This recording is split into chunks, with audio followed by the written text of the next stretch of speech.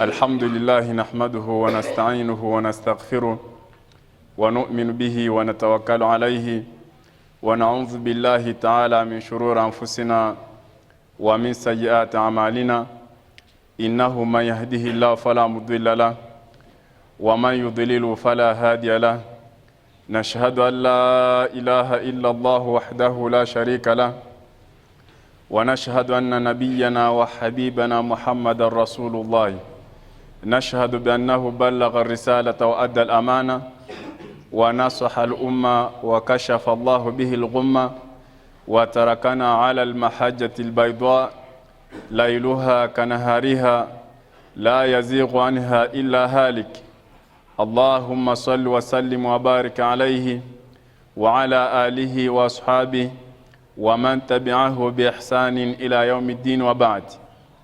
يقول المولى تبارك وتعالى بعد أعوذ بالله من الشيطان الرجيم بسم الله الرحمن الرحيم إذ يغشيكم النعاس أمنة وينزل عليكم من السماء ماء ليطهركم به ويذهب عنكم رجز الشيطان وليربط على قلوبكم ويثبت به الأقدام إذ يوحي ربك إلى الملائكة أني معكم فثبتوا الذين آمنوا سألقي في قلوب الذين كفروا الرعب فاضربوا فوق الأعناق واضربوا منهم كل بنان.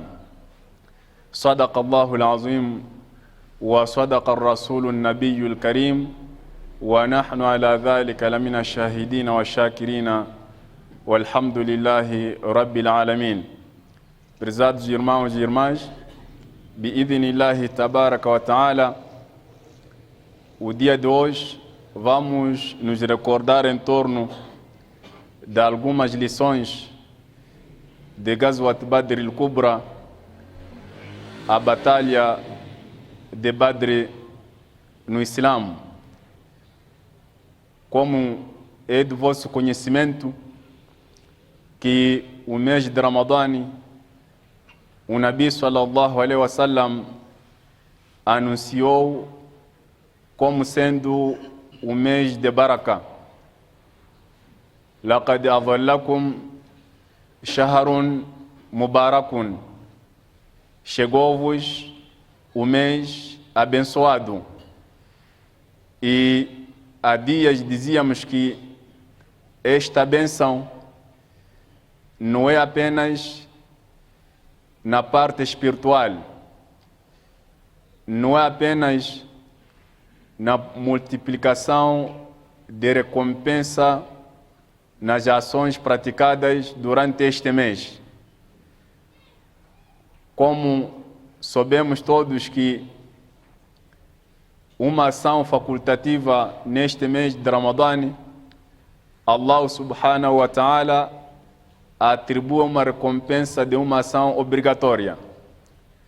Uma ação obrigatória, Allah subhanahu wa ta'ala atribui recompensa de 70 ações obrigatórias ou ainda mais, com a sua bondade e misericórdia, por causa de bênção deste mês de Ramadã. Mas dizíamos também que esta bênção notamos também em áreas não espirituais, como o aumento no sustento, o baraka que Allah subhanahu wa ta'ala concede no nosso sustento, na nossa comida, que uma comida muito pouca, que às vezes a pessoa até pode duvidar se vai lhe ser suficiente ou não, mas por causa do barakat que Allah subhanahu wa ta'ala coloca nesta comida, especialmente neste mês, a pessoa a sacia e pode servir para mais pessoas. O baraka deste mês sentimos também no nosso dinheiro. O dinheiro que não é suficiente no mês de Sha'ban, o dinheiro que não é suficiente no mês de Shawwal, mas Allah subhanahu wa ta'ala, o mesmo valor que a pessoa usou para fazer o seu rancho no mês de Sha'ban não chegou. Com o barakat deste mês, Allah subhanahu wa ta'ala faz com que este mesmo valor seja suficiente para o rancho de todo mês e até restar. Isso chama-se baraka. Portanto, bênção que Allah subhanahu wa ta'ala concede naquela coisa ou naquela comida. Então, este barakat abrange todas as áreas, mesmo no trabalho. A pessoa, se for a fazer um balanço, uma estatística, qual era a sua produtividade durante o mês de Sha'ban e este mês de Ramadã, pode encontrar que o seu rendimento na machamba, o seu rendimento no mercado, na barraca, na loja, na empresa, aumentou mais neste mês relativamente ao mês passado de Sha'ban ou qualquer outro mês. Porque este mês a pessoa tem muito tempo para se dedicar para o seu trabalho. Não é um mês de preguiça, não é um mês de dormirmos, acordar 10 horas, acordar 11 horas. É o mês de acordar muito cedo, onde Allah subhanahu wa ta'ala inicia a colocar o barakat. Barakat ummati fi bukurihim, que a bênção deste meu ummati está nas suas madrugadas. Então a pessoa, no momento em que acordou tomar a refeição de seri, ele prepara-se para o Salat al-Fajr. Depois do Salat al-Fajr, ele prepara-se para iniciar a sua jornada de procura do sustento como uma das formas também de ibadat, para ele conseguir o sustento lícito halal. E não há interrupção de 30 minutos, 1 hora para matar bicho ou pequeno almoço. Não há interrupção de 1h30 para tomar o almoço. Não há interrupção de 30 minutos para o lanche da tarde. Então, é todo o tempo dedicado para o trabalho. Portanto, fora de Ramadã, ele não tinha como. Tinha que perder esse tempo todo. Reservarmos minutos para matar bicho. Reservarmos minutos para almoço, ou se não horas, e mais outros minutos para o lanche. Então, no mês de Ramadã, esse todo o tempo reservamos para trabalhar. Portanto, aquele que pensar de que o mês de Ramadã é o mês de cruzarmos os braços, ficarmos a dormir, está enganado. Porque se espreitarmos na história islâmica, as grandes conquistas tiveram lugar neste mês de Ramadã. Por isso, estando próximo desta data em que ocorreu a primeira batalha no Islã, que ocorreu no dia 17 de Ramadã, então queremos fazer um pequeno resumo desta batalha, sobretudo para sublinharmos as lições aprendidas. Foi a primeira batalha. É importante sabermos quais foram os motivos, porque o inimigo do Islã está atento, pega qualquer lugar para depois, de forma distorcida, interpretar mal a religião. Então, se você não estiver atento, pode dizer sim, a minha religião tem problemas. Enquanto não, o problema está consigo porque não quer aprender a história, não quer conhecer a sua religião. O Nabi Muhammad sallallahu alaihi wasallam saiu de Meca para Medina, mas não saiu de forma voluntária. Saiu expulso. O povo Quraishita se juntou. O que é que vamos fazer com esse homem? Vamos lhe matar? Alguns diziam. Vamos lhe expulsar? Outros diziam. Então, وَيَمْكُرُونَ وَيَمْكُرُ اللَّهُ. Eles conspiravam e Allah também tinha a sua conspiração. Wallahu khairul makirina. E Allah é o melhor conspirador. Enquanto você faz o seu plano, Allah já fez outro plano antes de você ser criado. Por isso, quando foi expulso da cidade de Meca, e antes dele, mandou os crentes para irem se retirando aos poucos para a cidade de Medina, Yasrib. E ninguém conseguia levar consigo os seus bens.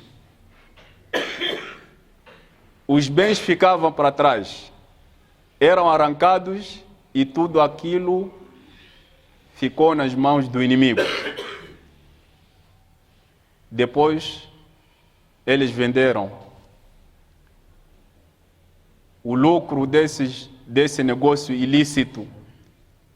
Então juntaram, mandaram um grupo, caravana de comércio para países estrangeiros, ir levantar mercadoria com dinheiro deixado pelos muçulmanos que foram para Medina.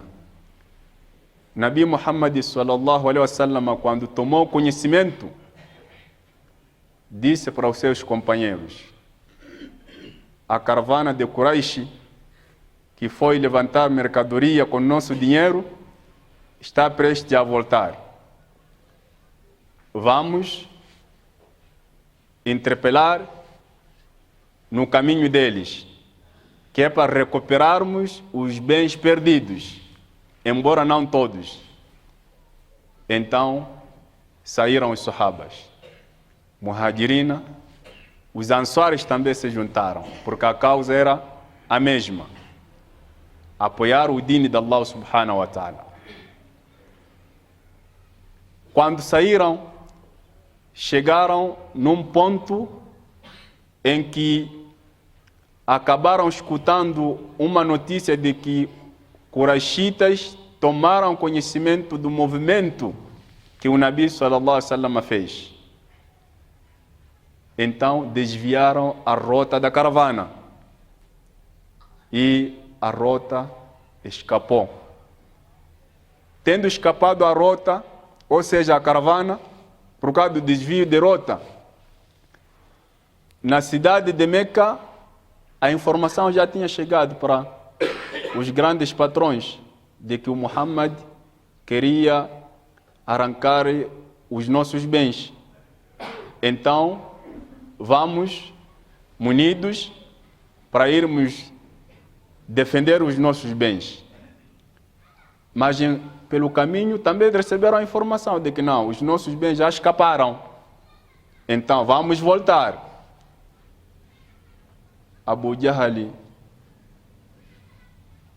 entre outros líderes na descrença, disseram não. Já que saímos, vamos continuar a nossa viagem até encontrarmos Muhammad e travarmos uma guerra com ele, para nós ganharmos e os árabes ouvir falar de nós. Outros disseram: bai, caravana já salvou, vamos voltar para Meca. Vamos deixar Muhammad com a sua gente. O importante é nós saímos para salvar nossos bens e os bens já salvaram. Disseram: não, vamos. Então o Nabi ouviu de que estão a vir. Vamos fazer o quê? O Nabi saiu não preparado para a guerra, mas para recuperar os bens. Quraish saiu preparado para a guerra. Por isso o número, a discrepância era maior. Os muçulmanos 314, os inimigos 1000 e tal. Então, quando chegou o momento, o Nabi precisou de fazer primeiro consulta, aquilo que chamamos mashwara, sentada para consulta, pedido de opiniões. Disse o Nabi sallallahu alaihi wasallam: Ashiru alayya ayyuhan nas, deem vossas opiniões. Vamos enfrentar o inimigo ou voltamos? Este é o princípio do Sharia.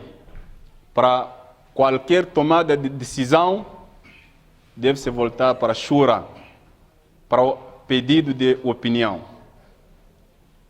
Aquele que é líder de um certo grupo, numa empresa, nunca deve tomar decisão de forma isolada. Há necessidade de seguir o Sunnat do Nabi Muhammad sallallahu alaihi wasallam. Washawiruhum fil amri, orientação divina. Peça opiniões neles. Fa idha azamta fatawakkal Allah. Depois de ouvir várias opiniões, toma você sua decisão e confia em Allah subhanahu wa ta'ala. A decisão que for tomada na base de uma mashwara é uma decisão abençoada. Mesmo que seja uma decisão errada, Allah subhanahu wa ta'ala vai endireitar, porque não tomou de forma isolada, tomou na base de consulta. É isso o que deve ser. É isso o que está a faltar nas nossas vidas. O marido faz plano na sua família. A mulher só assusta enquanto algo já aconteceu. Olha, nem sabia de que meu marido está para comprar bicicleta. Já comprou. Mas se aquele feijão capinamos juntos, por que não me disse, pelo menos me informar que quero comprar uma bicicleta? Por isso vou tirar aqui 5 sacos de feijão, vender para termos de transporte. Mas o marido disse: não, o chefe aqui sou eu. Por isso não posso pedir opinião a ninguém. Quem disse que o marido não pode pedir opinião à sua esposa? Aisha, radiallahu ta'ala anha, era a esposa de Rasulullah sallallahu alaihi wasallam. Quando o Nabi saiu de Meca ou de Medina para Meca para fazer Umrah, foi impedido de entrar na cidade de Meca. Mas houve um acordo. Vocês voltam para Medina, próximo ano podem vir. Então o Nabi já tinha prometido aos companheiros de que este ano vamos fazer Umrah. Mas o inimigo fechou o caminho, disse: não passam aqui. Em Meca vocês não vão entrar.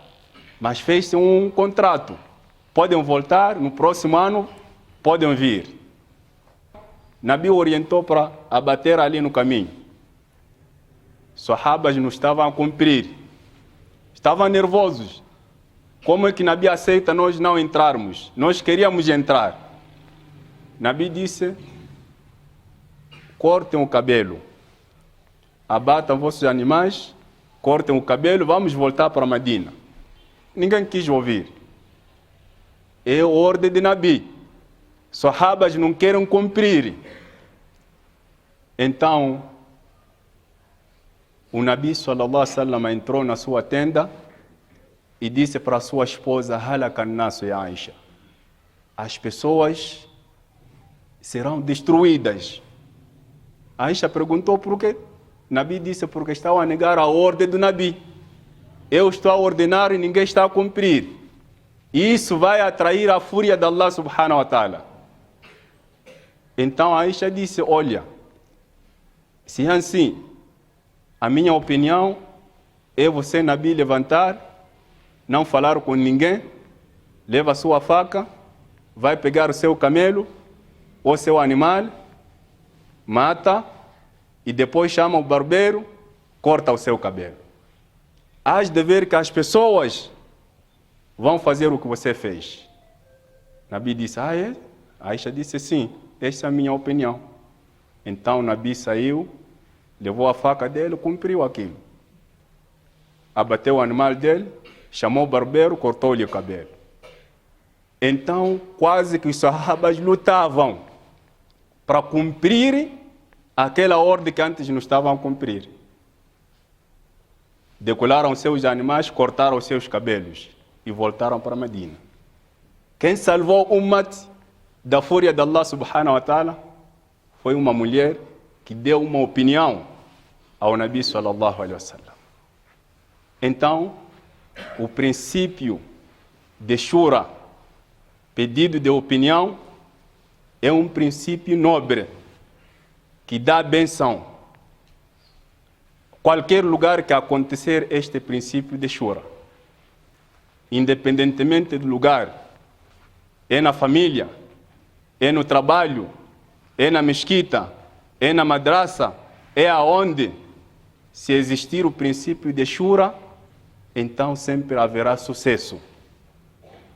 Então o Nabi disse: Ashiru alayya ayyuhan nas. Ó gente, deem vossas opiniões. Então Abu Bakr levantou, disse ao profeta de Allah: nós saímos, estamos prontos para cumprir qualquer decisão sua. Sentou. O Nabi disse: Ashiru alayya ayyuhan nas. Deem vossas opiniões. Levantou Abu Bakr, levantou Umar, aliás. Também falou de que estamos prontos para cumprir. Então levanta o terceiro. Nabi está a ver que todos estão a levantar, dar opiniões de que estão prontos para enfrentar o inimigo que insiste a conduzir uma guerra. Então, só eram da parte do Quraish, ou seja, da parte de Muhajirina. Sahabas que falavam eram aqueles sahabas que emigraram de Meca para Medina. Ansar não estavam a falar. Então, Nabi começou a insistir: Ashiru alayya ayyuhan nas. Gentes, quero vossas opiniões. Então, Saad ibn Ubada, ou Saad ibn Mu'adh, levanta, diz: La'allaka turiduna ya Rasulallah. Profeta, parece que você agora está a referir a nós, Ansar. Parece isso. Porque estamos a ver a insistir tanto a pedir opiniões, outros já falaram. Nós pensamos que quando eles falaram é suficiente para todos nós. O profeta disse: não. Porque o Nabi, no seu coração, era de que Ansar podia sentir de que esta viagem não é nossa. Nós apenas a acompanhamos. Esta viagem é do profeta com pessoas que saíram de Meca porque iam recuperar seus bens. Então nós não podemos falar nada, não temos algo a recuperar, estávamos a acompanhar. Mas o Nabi disse: não, quem está aqui deve opinar. Então Saad disse: olha, nós estamos prontos para cumprir a sua ordem. E foi além disso: la khubta al-bahra la khubnahu ma'aka.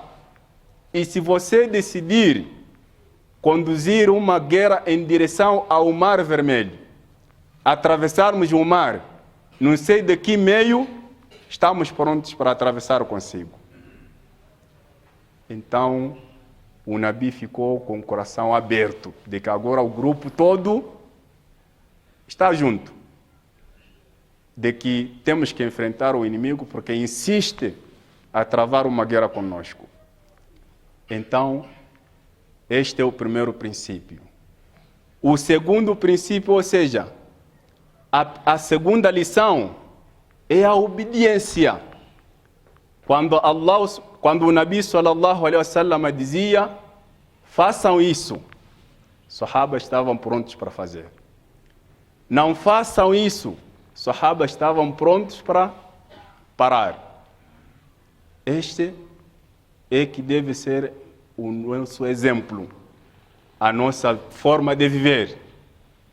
وَمَا كَانَ لِمُؤْمِنٍ وَلَا مُؤْمِنَةٍ إِذَا قَضَى اللَّهُ وَرَسُولُهُ أَمْرًا أَنْ يَكُونَ لَهُمُ الْخِيَرَةُ مِنْ أَمْرِهِمْ. Não é digno para um crente, homem ou mulher, quando Allah e o seu Nabi decretar algo, crente ainda querer escolher. É ordem. Samina wa atana. Ouvimos, obedecemos. Agora, vai. Allah subhanahu wa ta'ala disse para rezarmos 5 vezes por dia. Então você diz, mas 5 vezes por quê? Uma vez não era suficiente, vai. Até 5 vezes. Eu acho que está errado isso. Então você já está a dar suas opiniões no dini de Allah subhanahu wa ta'ala. Vai. Nabi sallallahu alaihi wasallam, Allah subhanahu wa ta'ala disse: se alguém tiver uma capacidade financeira suficiente para comprar bilhete de ida e volta para Meca e pagar a acomodação, a alimentação, disse: é obrigatório uma vez na vida ir fazer Hajj. Você diz, vai gastar até 400 mil meticais só para ir a Meca fazer Umrah uma semana, ou fazer Hajj uma semana, 2 semanas, voltar, 400 mil, já acabou? Eu já construí a minha casa aí, esse dinheiro é muito. Eu já teria comprado minha viatura. Eu acho que essa ideia não é boa. Então, você está a opinar nas leis de Allah subhanahu wa ta'ala, naquilo que Allah decretou. Então, comportamento dos sahabas não era esse. إذا قضى الله ورسوله أمرا أن يكون لهم الخيرة من أمره. Não é digno quando Allah decretar algo, assim como o Nabi, o crente ter opção. Faço ou não faço? Não. É samina wa atana. Ouvimos e obedecemos. É assim que as coisas devem funcionar. Não questionar. Mas por que vai? Esse é porque o Nabi diz: destruiu o povo de Bani Israel por causa de querer consultar fora de medida. Na religião islâmica não é proibido perguntar, até é bom. Mas quando essa pergunta é para pôr em causa a ordem de Allah subhanahu wa ta'ala, agora esse é em confrontação. Não está a perguntar para saber. Esse quer confrontar o Sharia de Allah subhanahu wa ta'ala. Então, o Nabi sallallahu alaihi wasallam deu uma ordem e disse: o inimigo está aqui à nossa frente. Aquela pessoa que se entregar e enfrentar este inimigo e ele ser morto enquanto está a combater, não enquanto está a fugir, o destino dele é o Jannat. Morrer enquanto está a combater, enquanto está a perseguir o inimigo, o destino dele é o Jannat. Não morrer enquanto está a fugir, estava sendo perseguido, foi atingido, morreu a fugir, não. Enquanto está atrás do inimigo, enquanto está a enfrentar o inimigo, morrer, sim, vai para o Jannat. Então, um sahaba chamado Umair ibn al-Himam, talvez alguns seja a primeira vez a ouvir o nome deste sahaba, mas tem uma história muito engraçada. E esta é a parte negativa nossa, sobretudo nós jovens, que não queremos saber nada de companheiros de Nabi Muhammad sallallahu alaihi wasallam. Não queremos conhecer a eles para seguir o exemplo deles. Então, Umair ibn al-Himam para alguns é novidade. Pode ser que nunca ouviram a falar deste nome. É a primeira vez que estamos a ouvir. Mas se perguntarmos, vai, Cristiano Ronaldo conhece? Conheço. Até golos que ele marcou eu conheço. Sei, posso dizer. Primeira equipa que ele jogou, depois passou para a segunda equipa, depois para... Então, tem todo o currículo. O Nabi sallallahu alaihi wasallam, ninguém está interessado. Isto é muito negativo. aqueles companheiros foram elogiados. O Nabi sallallahu alaihi wasallam diz: Ashabi kan nujum. Os meus companheiros é como se fossem estrelas. Bi ayyihim iqtadaytum ihtadaytum. Com qualquer deles você seguir, você será guiado. Você seguiu algo que fez Abu Bakr, você está bem encaminhado. Você fez algo que fez Umar, você está bem encaminhado. Você fez algo que fez Osman, você está bem encaminhado. Você fez algo que fez Ali, você está bem encaminhado, porque esses receberam diploma da boca do Nabi Muhammad sallallahu alaihi wasallam. Alaikum bi sunnati. Sigam o meu sunnati. A minha prática. Wa sunnati al-khulafa'i ar-rashidin. E o sunna dos meus khulafa. Os meus khalifas, os meus sucessores, bem guiados. Então, Umayr ibn Himam mostrou aqui o exemplo de obediência. Depois de ouvir aquelas palavras de que aquela pessoa que enfrentar o inimigo hoje e morrer enquanto está a combater, não enquanto está a fugir, à frente dele está o Jannat. Aquele sahaba, nas suas mãos tinham tâmaras. Eram 5 ou 6 tâmaras. Então ele olhou nas tâmaras enquanto estava a comer. Disse: profeta de Allah, então significa que a distância entre eu e o Jannat é enfrentar o inimigo e morrer? Já estou no Jannat. O profeta disse: sim, é isso. Então ele olhou nas tâmaras e disse: se eu esperar comer essas 6 tâmaras até acabar, innaha la hayatun tawila. É uma vida longa, é muito tempo para eu chegar no Jannah. Então atirou as tâmaras, levou a sua espada e enfrentou o inimigo. Não se entregou, atenção, porque é suicídio. Entregar-se é a mesma coisa, amarrar-se bomba, se explodir. É pecador, vai ser condenado. O destino dele será inferno. Mas este combateu o inimigo. Combateu o inimigo e foi morto. Então, alcançou o Jannah de Allah subhanahu wa ta'ala. Esta é a segunda lição. A terceira lição e a última. A última para o dia de hoje. Não porque na história de Ghazwat Badr é a última lição. As lições são várias, mas por questão de tempo, iremos terminar com esta terceira lição. Allah subhanahu wa ta'ala concede a vitória por causa do temor e da sinceridade, e não por causa do número. Não é o número que nos concede a vitória. Os sahabas ou os muçulmanos dissemos que eram 314 homens contra 1000. Grande diferença. Aqueles que eram 1000, que tinham todo o equipamento de guerra, é que deveriam ganhar. Mas aqueles que eram poucos, equipamento de guerra quase inexistente, é que ganharam. Isto há 2 motivos. O primeiro motivo é al-akhd bil-asbab.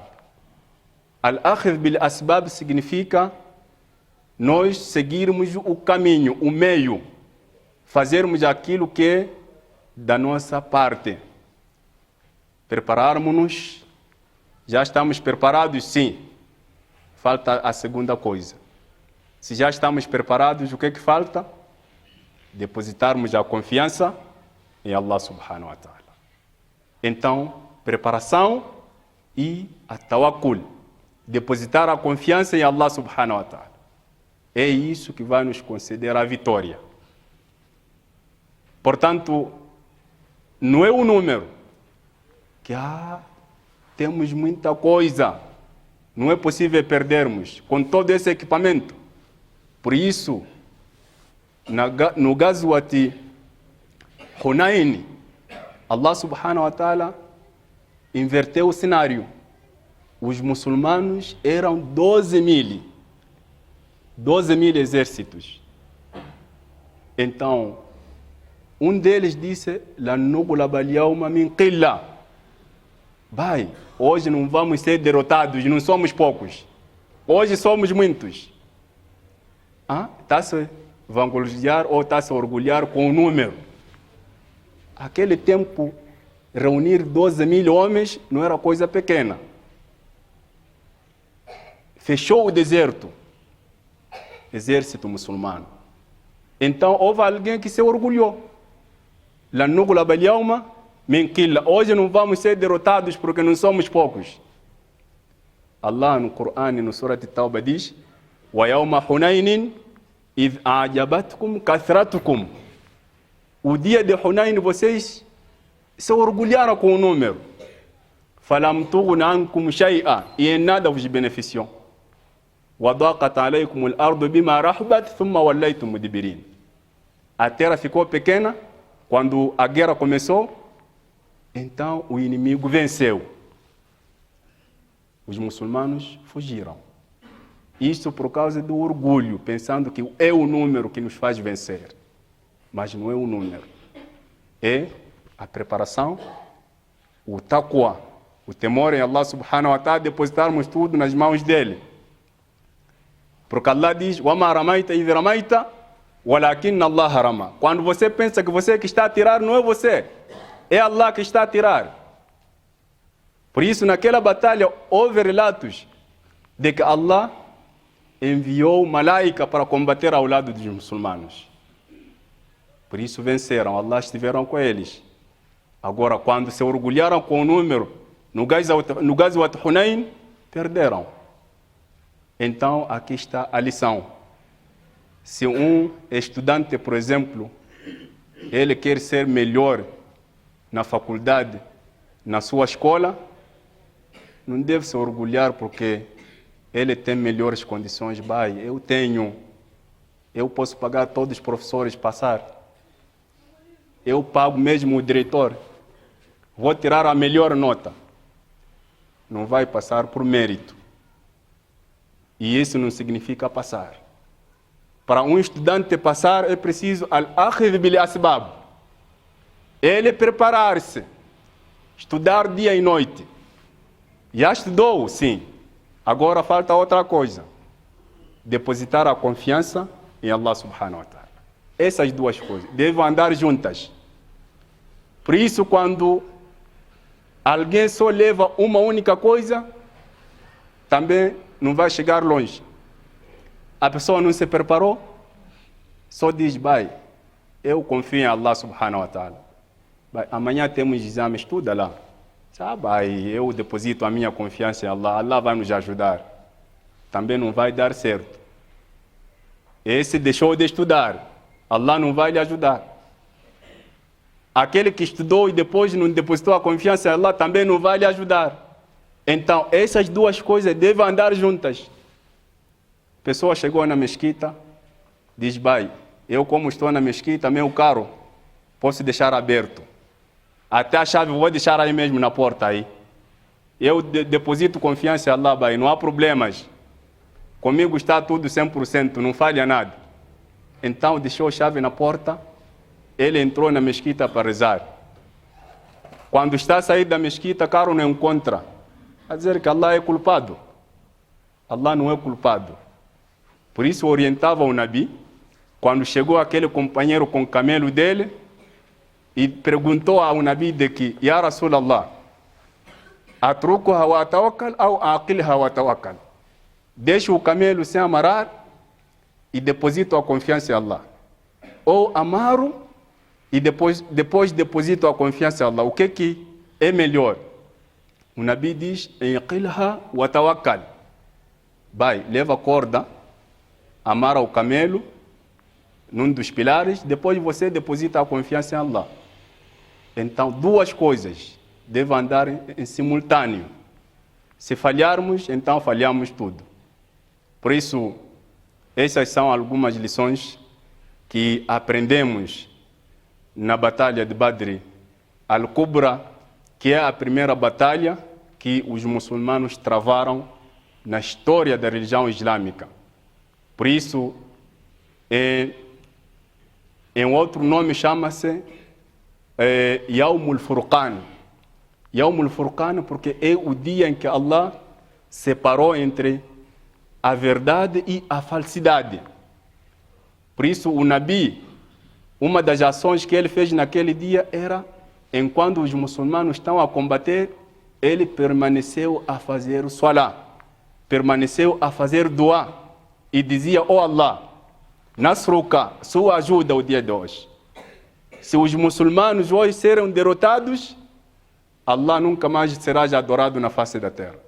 O Islã vai se apagar. O nome de Allah não vai ser falado."